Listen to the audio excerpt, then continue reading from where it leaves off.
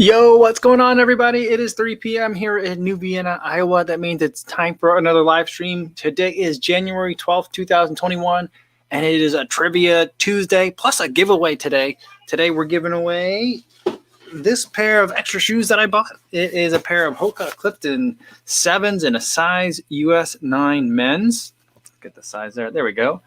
There it is. Get out in focus. I accidentally bought two pairs of these shoes. I meant to return this one, and then I forgot to return it. So, I think I probably still can return it because I got it from Roadrunner Sports, and they have a ridiculously long return policy. That's not sponsored or anything. I bought this with my own money. But they do have a really long return policy. But I figured it'd just be easier for me to send it to one of you guys than it would be to return it. So that's what I'm going to do. Let's limit it to the continental U.S. Only, so lower 48. Sorry about that, everybody else. But it's just easier for me to send. Again, I'm trying to make this just as easy as possible for me and do a giveaway, kind of do it at the same time. So sorry if anyone's not a size 9. Well, the way we'll do it is at the end, I'll have a random trivia question, something that you can guess. You don't have to know anything about anything to be able to get it right. So we'll do that. But we'll do that at like about 3:30ish or so. So if you guys are just totally not interested in Trivia Tuesday or hanging out with the Kofuzi Run Club, that's totally cool. Come back at about 3:30. So I think that's about when we'll do it. But otherwise, if you're new here, if it's your first time, welcome. Hopefully you're having a good day. We're going to do some trivia. Today's topic is going to be countertop appliances. So it has nothing to do with running at all, except for the fact that we've been talking a lot about air fryers lately. And so that had me thinking about that for the topic for today's Trivia Tuesday. Everyone that's listening on the on the podcast version, not live, sorry, you won't be able to participate in the giveaway, but thanks for listening and tuning into the audio only version, and hope you guys are having a good run. And everyone watching this on YouTube after the fact, hopefully having your good day too. All right, let's see who's here live for Trivia Tuesday. All right. Omar is ready, he says. Dad isn't mad, said, bruh. I was just going to order this shoe for size 9. And I'm trying to imagine his avatar is the guy, the old, what's the guy's name from Up? It's that. So I'm trying to like imagine that guy saying, bruh. But yeah. All right. CJ Cruz says, yo, what's going on? Can't guarantee I'll stay awake for the live stream, but I'll sure listen to the podcast if not. Well, I appreciate that. I appreciate the efforts. Jana says, hey, after 2 years, we finally got some proper snowing here. A lot of it actually. Couldn't resist a super short run, and my legs will hit me for it. Don't care, though. I feel like a child. See, that's what I love about snow. That's why I love winter running generally, is it's so much fun. It's fun to run in the snow. And as someone that doesn't really drive all that much, I don't care. I don't care about snow or whatever. So it's not like, oh, it's going to make it hard for me to get to work. For me, it's mostly just upside when things snow. So I'm just loving it. And I love the fact that people in Spain, people in Austin, Texas, those are the two main places in the world where I saw had some like snow where they normally don't get that kind of snow. I'm just so happy for them because then you guys get a chance to experience that too. And Jana, where you are must have also snowed. And I'm glad that you got out there because if it's finally some proper snowing, it might be another 2 years or longer before you get it again. Jody Woody says, evening Kofuzi, have the same pair of Hoka Clifton 6, and they're no different to the Hoka Clifton 7. I mean, I ran in the Clifton 6 and I ran in the Clifton 7. I noticed some differences, but they're not giant changes. So it's not like they went from one type of midsole foam to another. But I thought that this year's was better. But, if you're out there shopping and you see a Clifton 6 and significantly discounted compared to the 7, it's not a bad idea to pick up the 6. All right. Ilya Kim says, hey, everybody, would be able to be on live stream since it's late night here. However, good luck. Won't be able to be on live stream, but good luck with the giveaway. Awesome. Cool. Good to see you again, Ilya. KCA says, happy Tuesday. Got medal shirts from the BA virtual challenge today. So cool. Ooh, awesome. I haven't seen anyone. I haven't been on social media too much today, but I haven't seen anyone with any of their virtual challenge stuff out. I'll have to keep an eye out for that. I don't know what that looks like.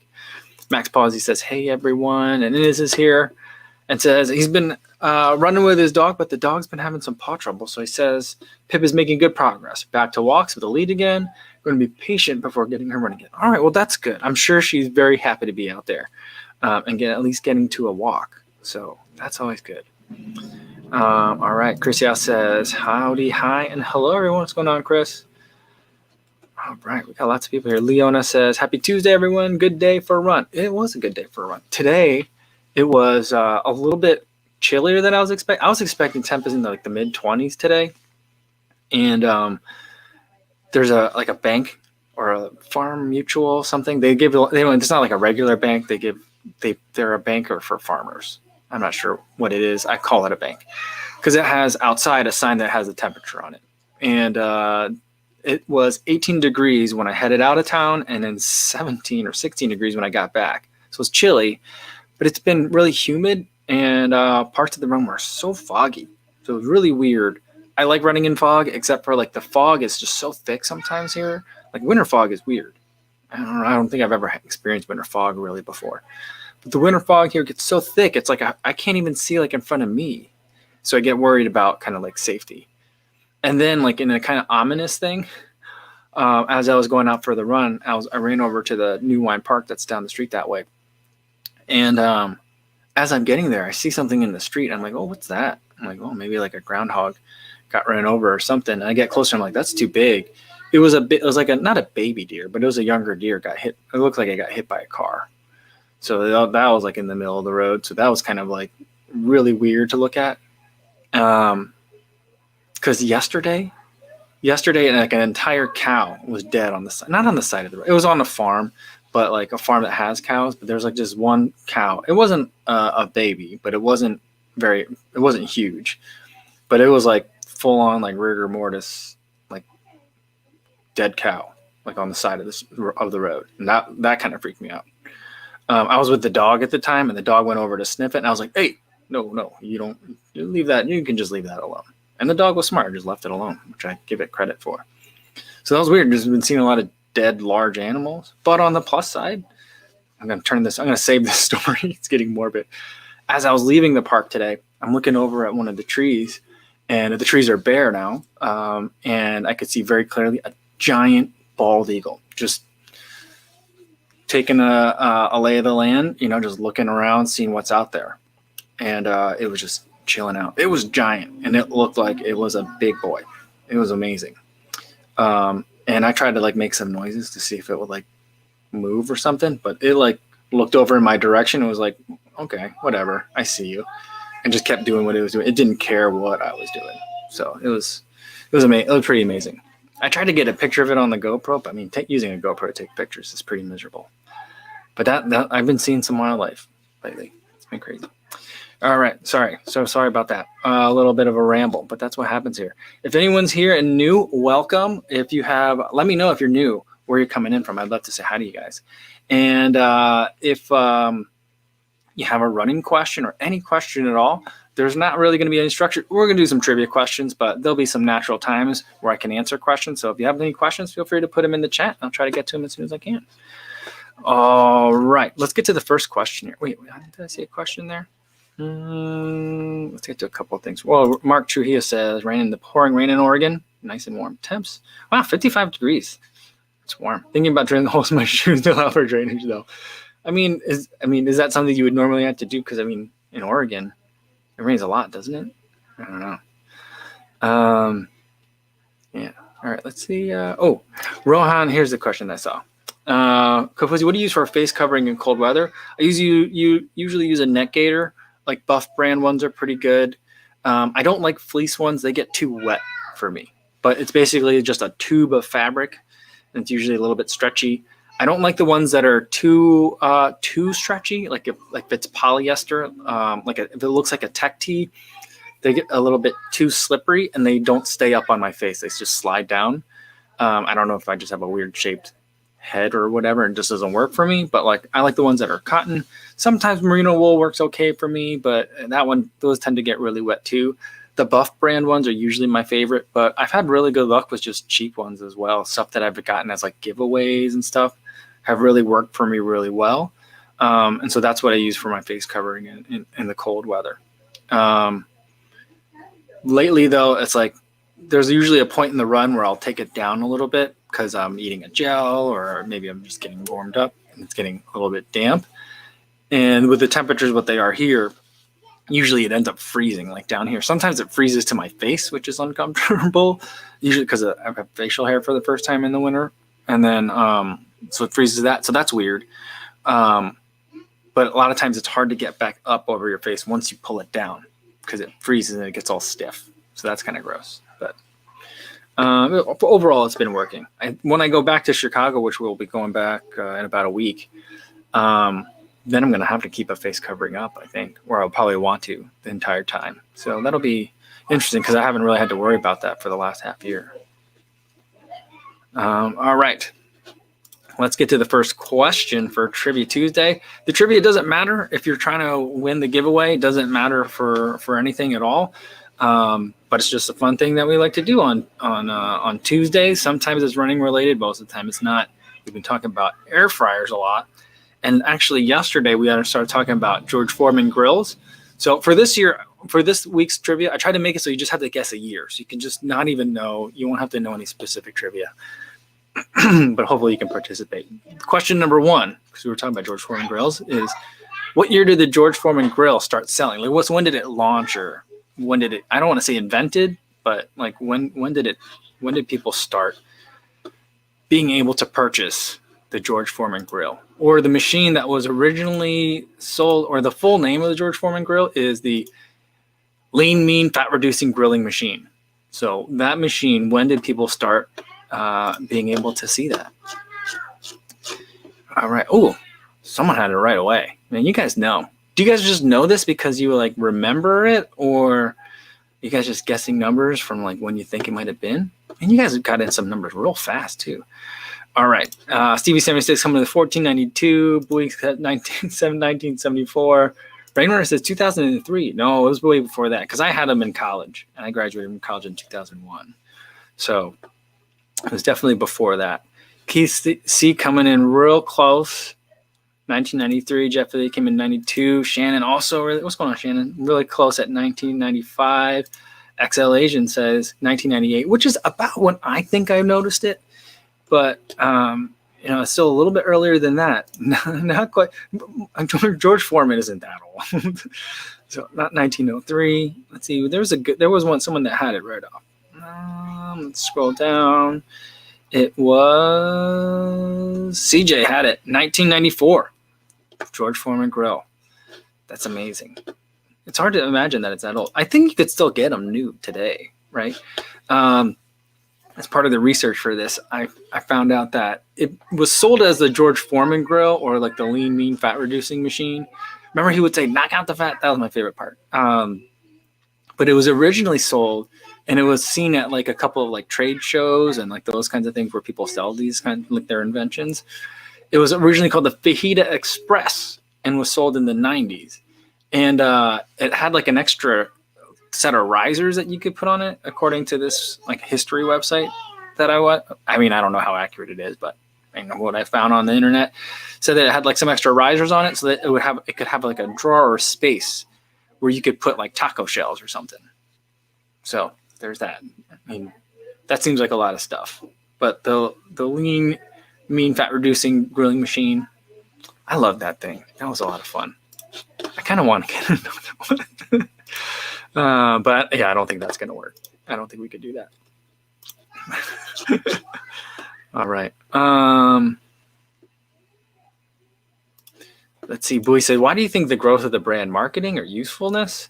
I think it happened at a good time when, like in 1994, that's when everything was like low fat for a long time. Remember that? Everything kind of goes from like low fat to low salt to low sugar. Like things are just going to rotate.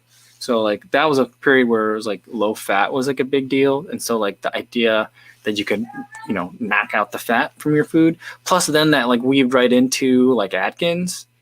So I feel like, this was like a pretty important tool for a lot of people. Plus like, at least in this country, Americans have been like going out of their way to forget how to cook regular food anymore. So like anything that makes it like, so it doesn't feel like you're cooking, I think people love.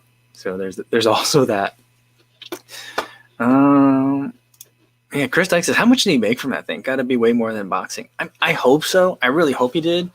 Because, back then when he was a boxer, professional athletes didn't make that much money, so even the greatest like he was, or one of the greatest like he was, like people just didn't make that much. So like, hopefully like, he made a bunch of money. Lamont says he makes quesadillas in his. That's a good one too. That's a good thing to use for it. At one point, we bought, my wife and I got for Christmas one year a quesadilla maker. It was basically like a George Foreman grill, but like without the usefulness of the George Foreman grill, because it just had this like these plates in it that would fit in. You would put 2 tortillas and then the cheese in the middle, and then it would kind of like, it was kind of like panini pressing some tortillas and cheese, you know. So it was pretty good, but it was a weird unitasker. And it was just like you couldn't really make much else in it, and it didn't really make quesadillas all that great. A George Foreman grill probably would have done better. Bowie says it made $4.5 million a month for him, and its peak for him or for sales of like the thing. I mean, I probably sold more than $4.5 million worth of units in a month. I don't know. Oh, I don't know. Radical and Athletic Chicago says it was such an awful cooking tool. When you were done, there was just this mess, a pool of grease and a double-sided dirty thing you couldn't wash with enough water to make it efficient to clean. Yeah, I think Tefal came in and made one with the removable plates, and then there was one from, was it KitchenAid makes one now? They called it like the Panini Press multi-sandwich maker or whatever, and it's giant and it's huge, and that had removable plates that you could put right into the in the dishwasher. I could tell you the way that I cooked with it. Well, there was 2 things. Remember, there was a special fork, and it would like go down in the channels of the grates, and it would push all of the like the grease and stuff down into the little catch basin, right? And so then the way that I would use it, I was cooking in a dorm room with it. I would cook with it right by the window, and I'd let the window open so like all the cooking smells and stuff would get out. I would let it cool down, and anything on it like kind of solidify and get crusty. Then you would scrape it with the scraper tool, and then would take just a paper towel and wipe down all the grease. So like that's, I mean, it actually was relatively easy to clean. Is it easier to clean than like a pan? Probably not. But, you know, in a dorm room, it wasn't too bad.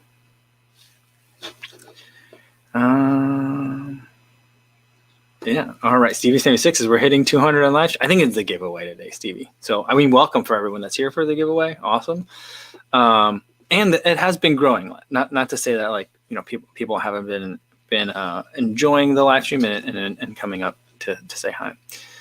Emma Williams says, anyone else register for the Chi-Town Lotto? Oh, I forgot that's today. Thanks for the reminder, Emma. Totally forgot about that. Today's the day they're accepting registrations for like the guaranteed and non-guaranteed. So we'll see. Yeah, Ben Browning had a home brand one for Target. Cool. And Jeff Elliott says there's a Black & Decker waffle maker with movable plates and I want it. The other side of the plates are flat like a panini press. See, now that's making more sense. And we're talking about waffle iron and a Foreman grill type of thing all in the same thing. That's not too bad. Too bad. Philippe Arc says the air fryer is a love child of an oven and a George Foreman grill. I mean, there's ones that are like it's a Foreman grill that'll do all those things. There's ones that are like have everything. I mean, I think like if that exists, I'm sure it's made by Ninja. All right, let's get to the next one.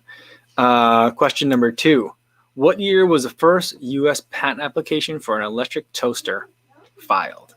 So I don't know, like. There was toasters in England first, I think, not long after kind of the advent of sliced bread, which I always think is funny when people are like, this is the best invention, the best thing that happened since sliced bread.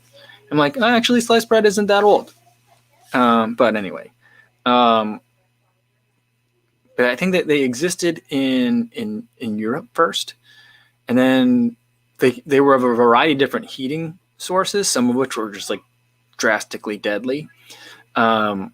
And like not safe to have in people's homes, but then like they switched kind of like the heating apparatuses and stuff, and then there was a U.S. patent application. What year was that first U.S. patent application filed for an electric toaster?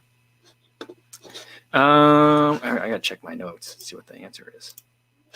All right, it was kind of a while ago, but I see someone's already got it.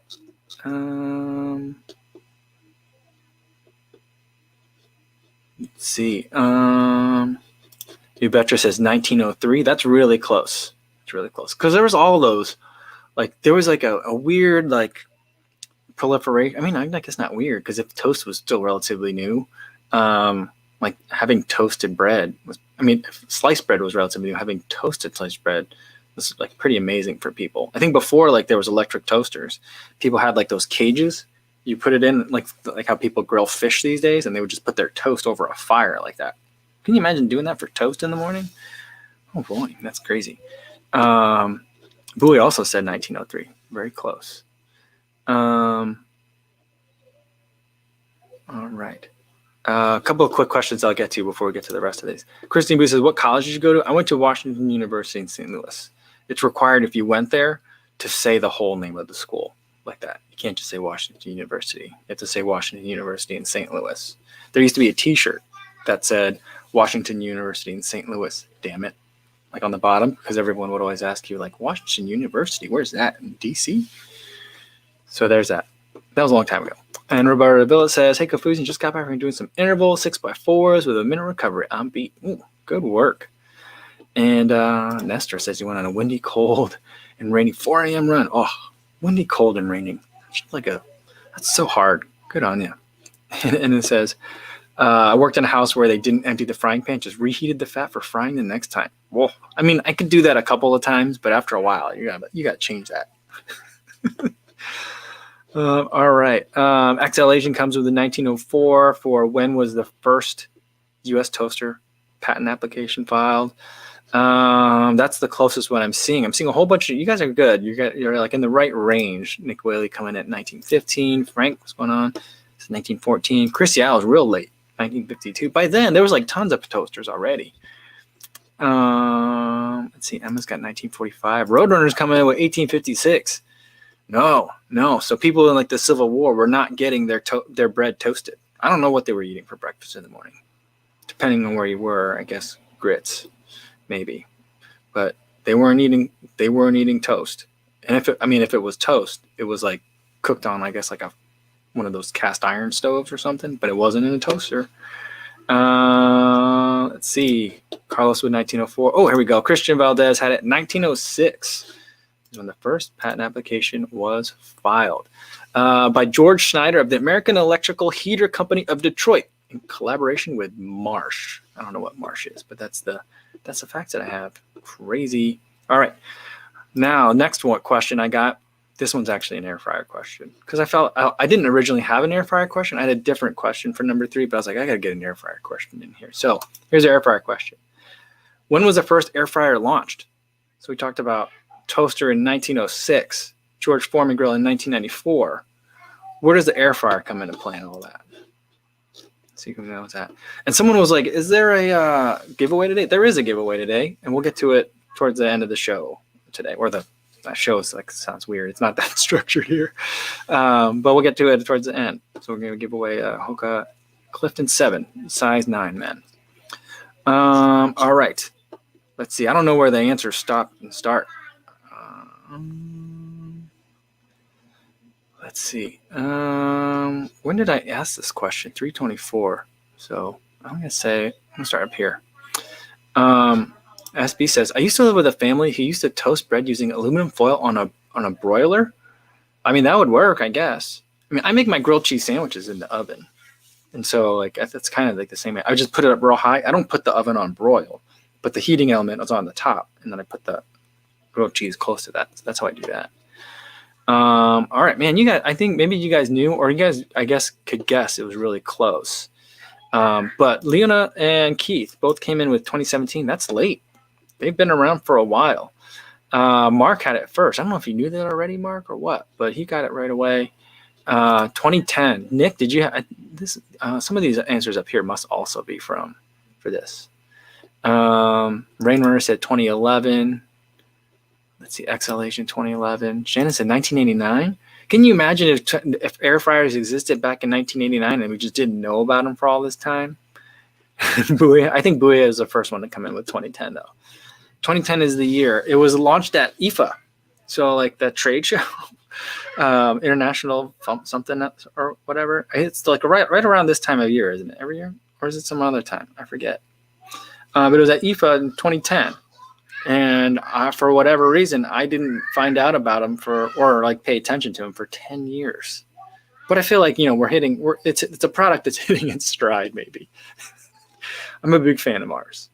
Let's see. Nick also had 2010. Good job, everybody. Angela had 2010. Amazing. Did you guys just know that? Or like, how do you guys get that so fast? Or is that just a good guess? Because I would have guessed like 2016. Like maybe a couple of years. All right. Leon says, do I have to do anything to enter the giveaway? Nope. I'll ask a question. It's something that everyone can guess at, and then if you get the first one to get it right, we'll get it.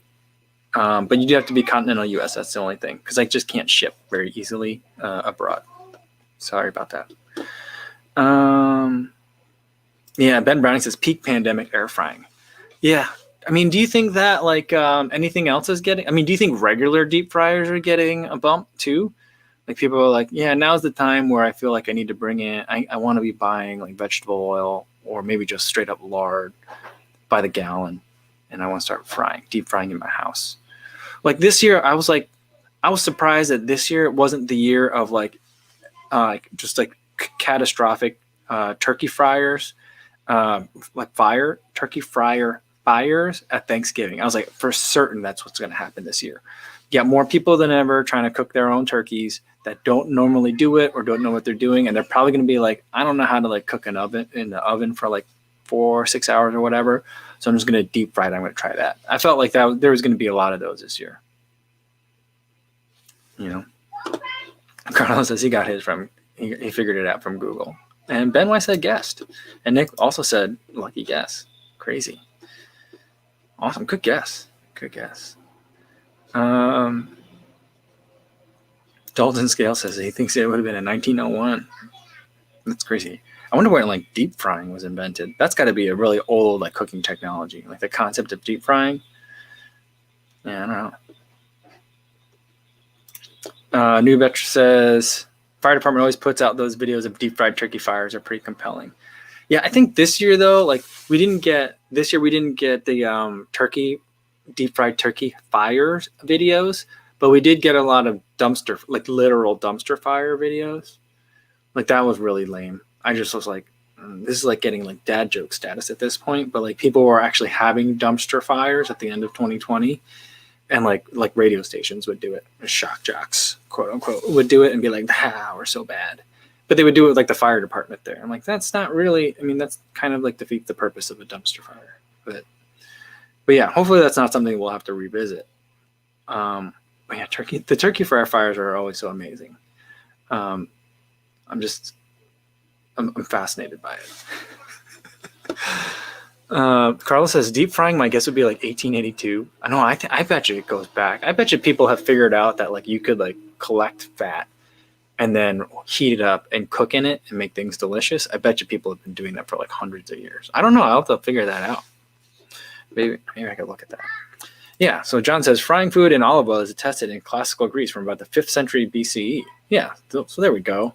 I don't know what the source is on that, but sounds good to me. Yeah. I mean, olive oil is such a weird thing. To take the olive and be like, let's squish it and see what comes out. Because this thing is bitter and hard to eat. So we've got some over there we put in a giant vat of salt. Some over here we squished. We're gonna try eating what came out of that. And then they're like, now it's like a thing. It's amazing. Those Greeks were geniuses. Yeah.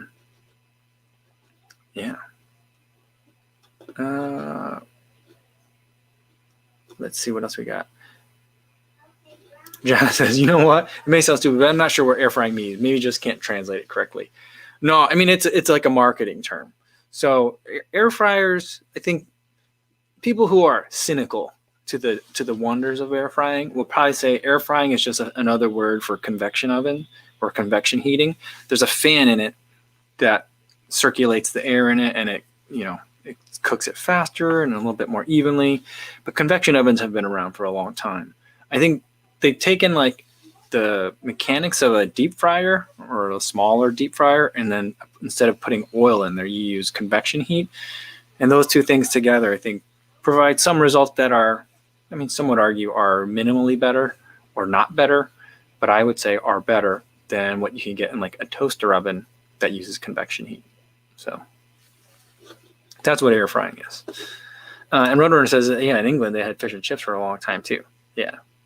And Martha says, deep frying, my guess would be back to the Stone Age.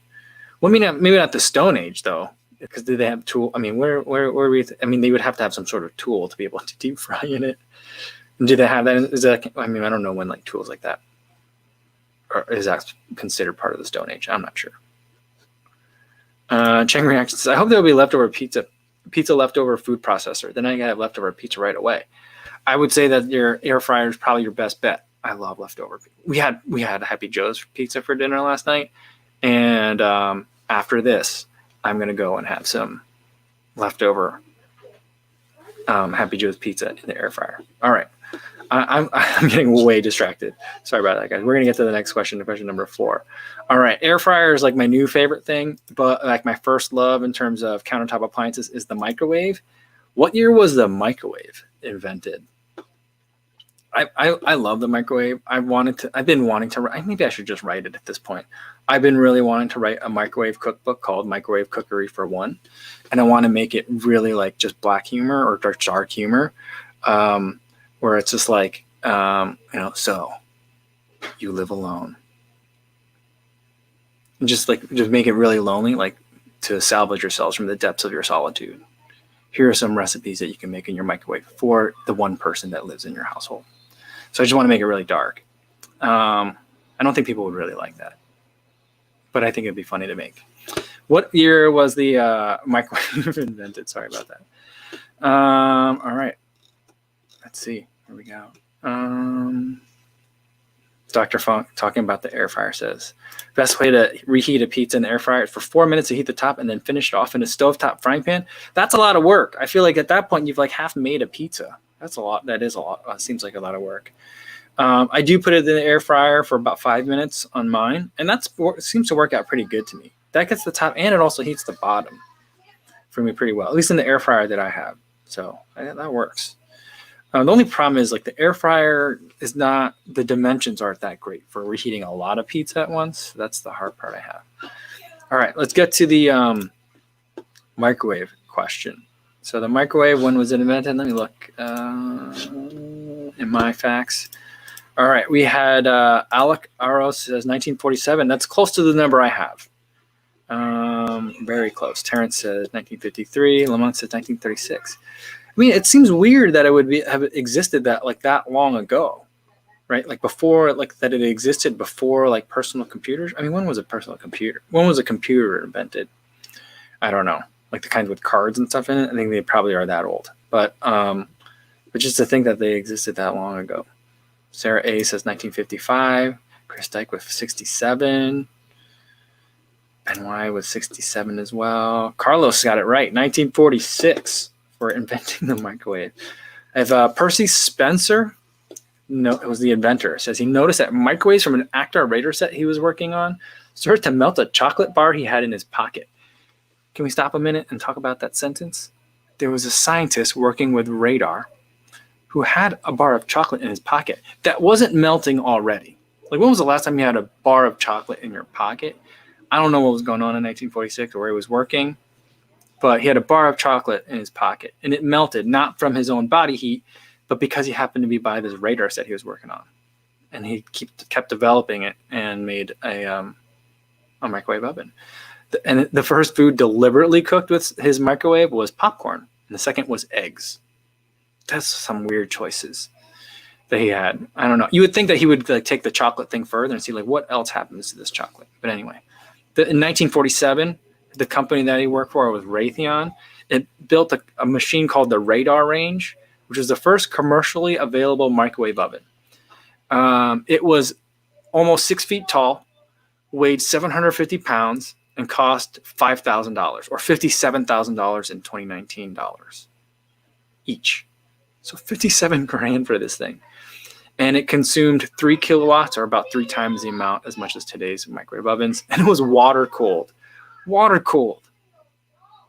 The name Radar Range was a winning entry in an employee contest. So like at this company Raytheon, they were like, we got this thing. It cooks food really fast. It's 6 feet tall. It's the size. I mean, it's 6 feet tall and 750 pounds. That's giant. That's just absolutely giant. And what should we call it? And they were like, I don't know. Let's let the employees figure it out. It'll be good for morale. Such a weird thing. All right, let's get to the next question, and then we'll do the giveaway. All right, I'm trying to figure out here. New Metro says, I'm so bad at my timing microwave popcorn. 1 out of 5 times, I don't burn it. Yeah. Ben Y says that the original microwave, the radar range, is almost as big as Nick Bear. That's funny. Christian says, I remember my parents who grew up in rural Mexico told me that they were scared that the microwave would get them radiation poisoning. Yeah. I mean, I remember people were like concerned. I mean, people were concerned it would make you sterile. So I wonder if like the guy who invented it, I mean, like he's just working with these radar, like an open microwave that like melting chocolate in his pocket. I'm assuming like a pants pocket, right? So I'm like, it's like melting things in his groin. He didn't feel it hot over there. I don't know.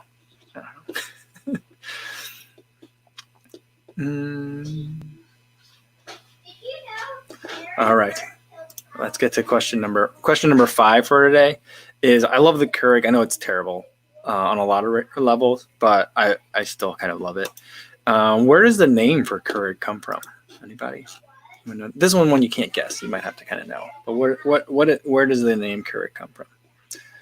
Rain Runner. In the meantime, let's go over some of these comments. Nick Whaley said, "Rip the popcorn button." Or RIP the popcorn button. All the brands say not to use it. Yeah, I think because it the way that I think my understanding of how the popcorn buttons would work is if a microwave had a moisture sensor, and so like as the popcorn was popping, it would measure the amount of moisture that was in the air inside the microwave chamber, and once it got to a certain point, then it would know to stop. But I don't know why they stopped. Everyone stopped doing that. I don't know.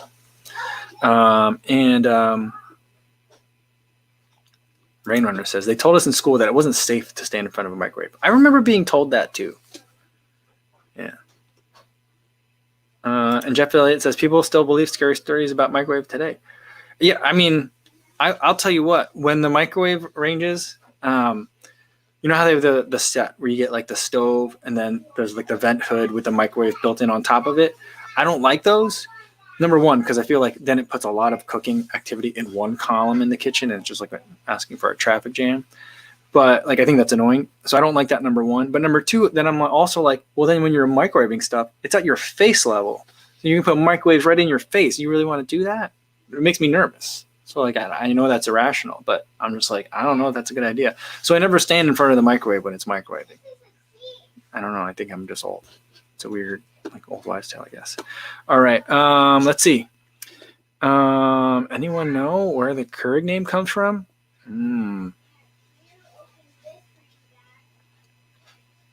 Let's see. Oh, Jody Woody said it's Dutch. That's right. No, it wasn't the name of one of the inventor's dogs, but yeah, Spanish Heart has it. It means excellence in Dutch. One of the inventors just looked up words. I think. I don't know why he looked up words in Dutch. I don't know if he is Dutch, or what. But yeah. Yeah, Nick Whaley says, I looked it up. They looked up the word excellence in Dutch. Oh, there you go. That's how they did it too. All right. So I have a bonus question for today, but we won't use the bonus question for the giveaway. I didn't type in it didn't save correctly. But here's going to be the bonus question, just to make it a little bit easier and like I guess more fair for everyone. Let me turn this thing off real quick. We're going to give away the Hoka Clifton 7 size 9 men's, open to people in the continental U.S. I'm going to write down guess it. First one to guess it exactly, we'll get it. So feel free to go after it. In the meantime, I will go over the bonus question that I had for today. All right, so we talked about some countertop appliances, and some of my favorite things to make in countertop appliances are both Hot Pockets and pizza rolls.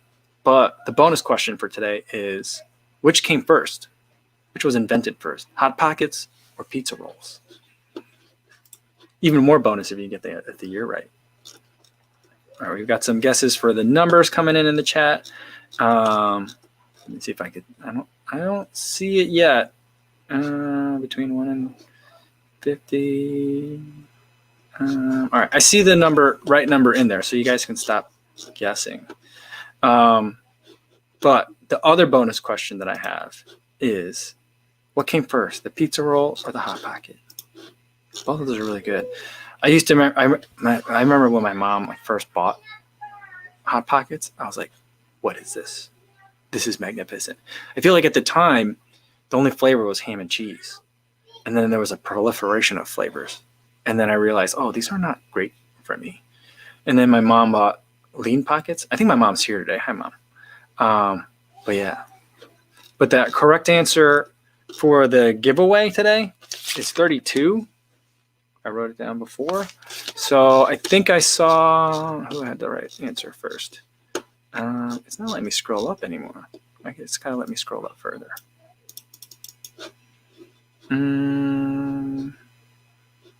Where'd it go? I think there were too many comments. I can't go up earlier than Zach Dunn, who had 37, so that's not it. Someone had 32 exactly. You know what? I'm going to have to go back to the regular chat because I'm looking at this through an app to figure out who the winner is. And then I will put it in the comments below after this. Sorry about that, guys. I should have paid closer attention to that. Yeah, so someone had it. But in terms of which one came first, it was the pizza roll. The pizza roll was introduced in 1968. Can you believe it? It was invented by Gino Paolucci in 1968. He made a company called Gino's Pizza Rolls, which Geno. Gino's Pizza Rolls, which was later sold to Pillsbury, and they changed the name to Totino's. Hot Pockets didn't come onto the scene until 1983, which is crazy because that means like I probably didn't have them until like the 90s. So there was like almost a decade where I could have been eating more Hot Pockets. Although to be honest, I don't think I've eaten a Hot Pocket like this century. So it's not something that I eat frequently now, but I do have fond memories of them. All right. So let's go back to the for the giveaway thing.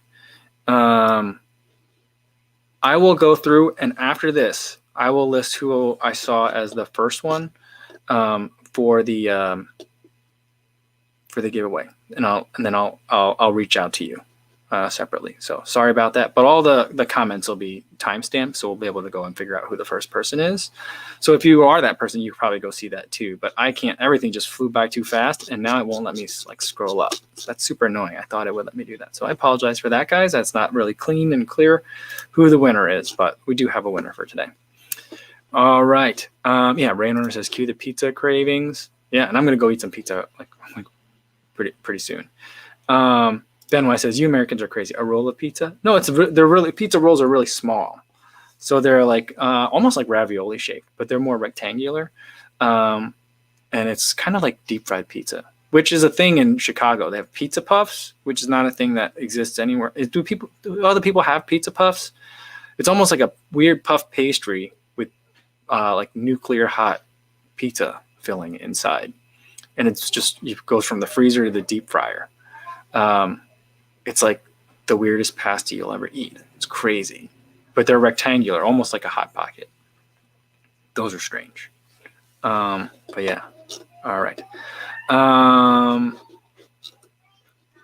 Yeah, but I mean, it's kind of pizza roll. I mean, like a stromboli. I don't know what the difference between a stromboli is and calzone, but you know, I don't need to know. I guess I'm happy with both. Yeah. All right, time for me to go eat some pizza. Thanks everybody for, well, I'm not gonna eat pizza yet. I gotta figure out who the winner was and then I'll notify you. Thanks everyone for tuning in today. Thanks everyone for playing along. Hope you had fun on Trivia Tuesday, even if it wasn't running related. And I'm sorry if I made any of you guys really hungry for pizza rolls or Hot Pockets or pizza generally now. That's pretty much what happens every week or every day when we do this. So pretty par for the course. Tomorrow's video is the video that I was gonna make today. Just ran out of time. I didn't get a chance to complete the video for the Brooks Catamount versus the Peg Trail 2 Gore-Tex. That'll come out tomorrow. And then also tomorrow we'll have another live stream, same time, 3 p.m. Central Time. Hopefully I'll see you guys then. In the meantime, be safe out there, everybody. Thank you.